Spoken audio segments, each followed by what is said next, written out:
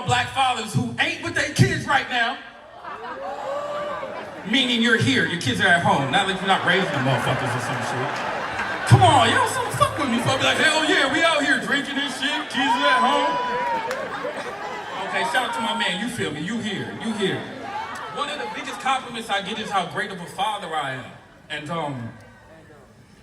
I always want to tell people, don't tell me I'm a good father when you don't know anything about me. You know, fun-loving daddy and son pictures on a Facebook page do not equate to instilling values into your child's development. And the fact that I'm black should be irrelevant when it comes to my ability to raise my son. My skin tone should not make me any better or worse when it comes to the paternal instincts, but because fathers like me are apparently extinct, I get extra praise. And for what? For doing what I'm supposed to do. From strangers. Strangers who don't know, when my son was born, I only got him from 12 noon on Saturday to 5 p.m. on Sunday. Went to court to petition for more time, left court with 12 noon on Saturday to 5 p.m. on Sunday, plus child support. Only in actuality to raise him for 63% of the year, but when he started school, I lost him to summertime and rotating holidays.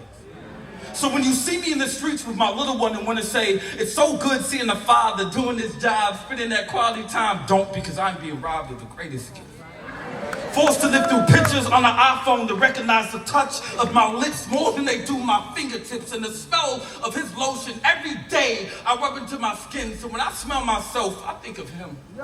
Forced to live through memories that occur within the span of 1 week. Through occasional webcam chats with a child too young to speak back, so when he reaches for you through that camera, all you can say is, son, I miss you too. And not letting his mother know that all this is getting to you, so you get up to grab some tissue, because at all times, that distance of 3,117.4 miles can feel more like 3 million.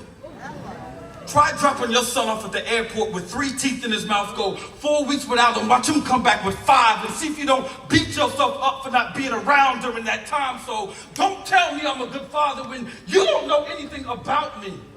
Trying to convince the court system that knows nothing about you that you are simply worthy of time. See, thousands of people inspired by your story but still feel like you are getting nowhere. Have people motivated by the pain that sits every day inside of your chest, and that same pain being a reflection of the amount of love that you possess. Do you have a baby?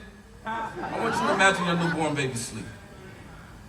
You're watching him, trying to get his sleep patterns down pat, praying to God you get it right, because you have one night and have to go 6 weeks until you get him back. Imagine being able to fly through this world, doing what you love to do, but because of a court order, your son, before the age of 1, has to fly twice a month, which may mean by the age of 2, he'll have more frequent fly miles than you. Try never spending your day in your life locked up in prison and still watch your child grow up primarily through photos. Learn about his milestone via text message and see if you don't feel numb. So how can I smile when people tell me I'm such a good father when I feel like I'm not giving enough time to actually be one? Raise your son without feeling like you're actually raising. And I know everything in this world doesn't go the way we plan. I can accept that. All that's fine. I just don't understand how a man can be forced to pay half of daycare, half of medical expenses, half of food, half of clothes, half of water, but the same man that laid down to create that child is not automatically given half of the time. Something about that equation is not right. And when I'm done with this poem, I mean this shit. I don't care if you clap. I don't care about your praise, your kudos. I just want my air, my earth, my water, my drive, my moon, my sun, my me, my son. I just want my baby, Justice Prentice Powell, back.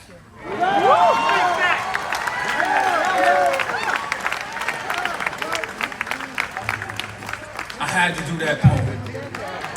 I stopped doing that poem years ago because it was too much a reminder of the baggage that I carry. I feel like writing, it allows you to release. For me, this shit is therapy. I appreciate y'all for being here, but I lived through my writing. And for me, it was like writing that poem, it was still like I had the knapsack over my shoulder even though I wrote it. So I released it onto paper, but I had to carry that shit with me. But I am here for the first time ever doing this poem and being able to tell you that I finally got my motherfucking baby back.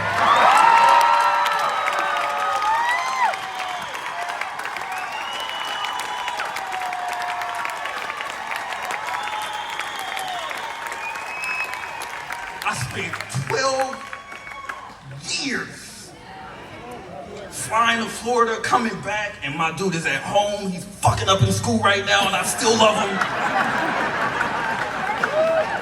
So my question is, like, what do you do when the one thing you wanted to accomplish more than anything in the world you've already checked off your list and you still got breath in your body? What are you going to tell me now about what I cannot accomplish? About who I am and what I'm capable of doing if I got my baby back? You can't tell me shit. You know, they say that if God gives you a gift and you don't use it, he'll take it away. Y'all heard that before. And you don't need to sit me around a circle of people with the same problem for me to admit that I have an addiction and I abuse it every chance I get. See, I now realize God gave me a gift, so I no longer fight this shit.